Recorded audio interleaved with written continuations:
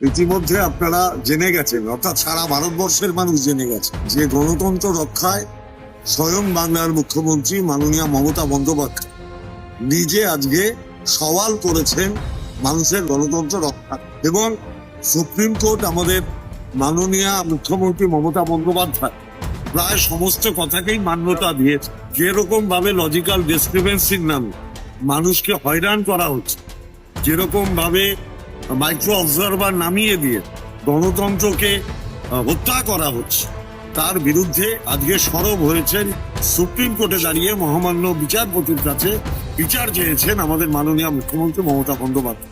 আমরা ধন্যবাদ জানাই মহামান্য ন্যায়ালয়কে যে তারা আমাদের মুখ্যমন্ত্রীর যে লজিক্যাল কথাবার্তা, যে বাস্তবধর্মী কথাবার্তা, গণতন্ত্রকে রক্ষা করার যে কথাবার্তা, তাকে মান্যতা দিয়েছেন। এবং আমরা আশা করি আগামী সোমবার তিনি যেটা শুনবে, মানুষ যারা গণতন্ত্র যাদের হরণ করা হচ্ছে তারা একটা ন্যায় বিচার পাবে, যার পুরো কৃতিত্ব প্রাপ্য জননেত্রী মমতা বন্দ্যোপাধ্যায়।